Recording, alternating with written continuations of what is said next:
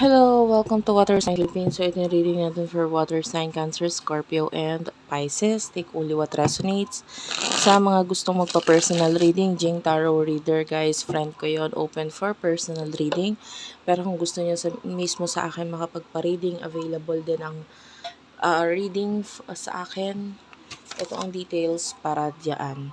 Unicorn Princess Tarot, TikTok shop namin, Unipree.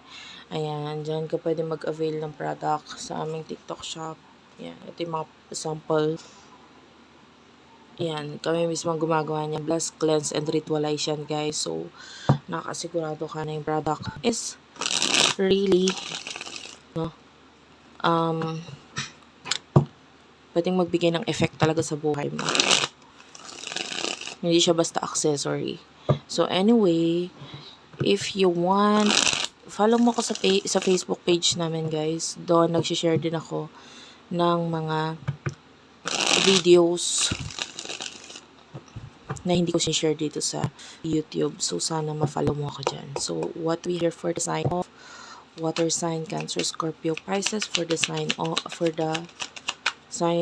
water sign pagdating sa love. So, this is your main energy. 7 of Wands. Okay. I feel like there's something na ibinibigay mo. There's this equal give and take. May mga bagay kang tinatry buuin ngayon, ayusin. Maybe something to do with home. 7 of Cups is here. Either ikaw itong tumutulong sa iba or ikaw ang tinutulungan ngayon. So, nakakita tayo ng ganun. So, there's this equal give and take. And nakakita tayo ng mga pag-aayos or mga gagawain regarding home. Yung iba pagpapaayos ng home, etc. So, sino ba tong person na connect mo pagdating sa love? For the sign of water sign.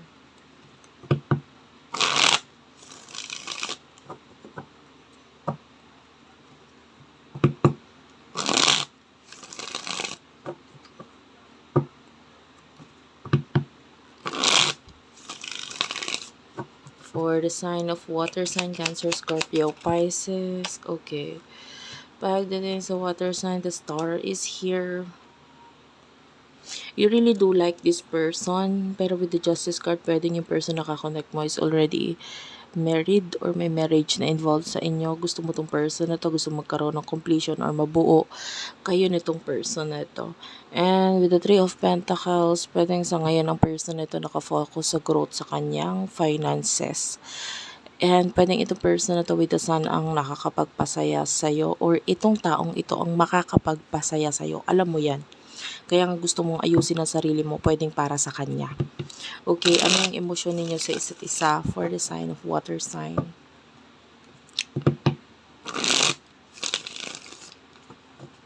Cancer, Scorpio, Pisces, emosyon ninyo sa isa't isa.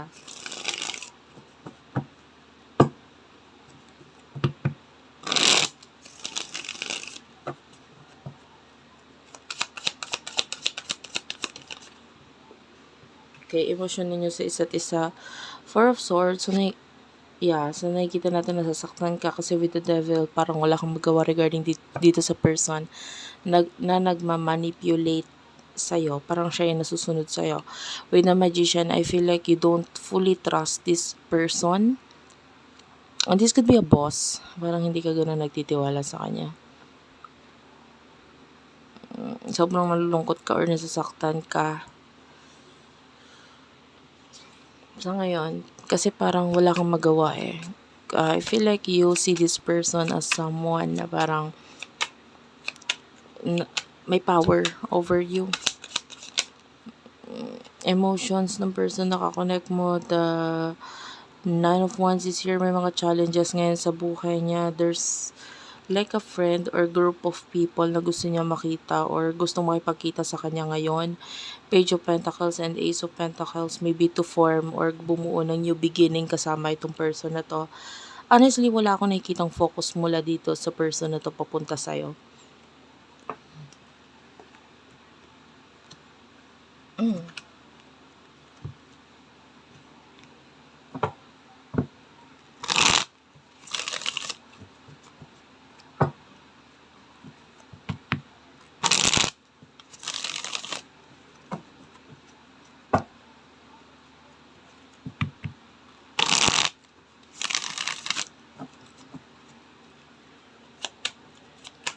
What will happen in the near future sa inyong dalawa ng person na ito for water sign?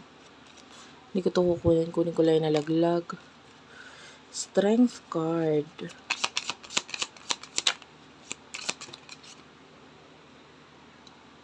Ten of Pentacles. Queen of Pentacles.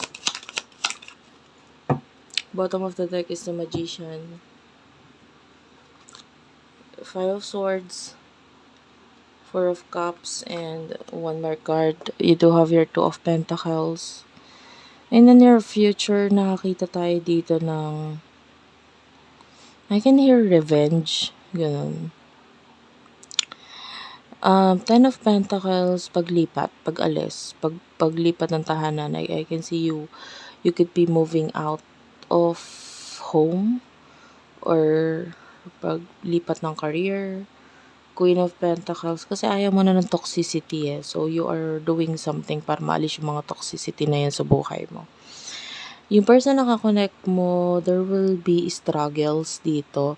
Four of Cups, I can see a person who has a lot of servant, maraming employees or maraming staff. This could be your person. And I feel like with the Three of Pentacles, may mga bagay na pwedeng pag-awayan kayo ng person na to, which is maybe may kinalaman sa mga personal na gamit na dapat pag-usapan kung kanino ba dapat mapunta itong gamit na ito. If I will look at this, actually nakakita tayo ng pag-aaway ng mag-asawa or so. If you're already in a relationship, married, nakakita tayo ng pag-aaway dito kasi hindi na maayos in a way na kasi nawala na yung tiwala sa bawat isa. So, it's not working. And mas nakikita natin ang mas focus is ang pagmamahal sa sarili. Kung paano mas may ayos ang sarili. Yeah, I can see an ending of responsibility. So, pwedeng matapos yung responsibilidad. At saka mapupuno na rin kasi ang bawat isa sa inyo. And the King of Swords, I feel like someone here is parang nakikita niya itong connection nito as kahihiyan. So, I don't feel like i-open naman itong problem na ito sa iba. But for what I can see here, nandun pa rin si love, but the problem is hindi na siya ganun ka-stable. So, pwedeng magdulot ito ng hindi magandang ending sa connection ninyo. So, although nandun yung love, pero nandun yung parang ang hirap na kasi magtiwala sa taong minsan ka nang inalis niya, nawala na yung tiwala mo sa kanya. So, ganun. And at the same time, lalo na kung siya pa yung laging galit or siya pa yung may karapatang magalit, lalo na siya naman yung gumagawa ng hindi magandang na ikakadulot ng kalungkutan mo. So, the energy is that time will come na ikaw ay magkakaroon ng lakas ng loob para makita yung halaga mo na pwedeng hindi nakita or hindi pinapakita ng taong ito sa'yo. Okay, so ikaw na mismo ang magbibigay ng halaga na yon sa sarili mo. So that is it for now. Thank you for watching. I love you all and bye-bye.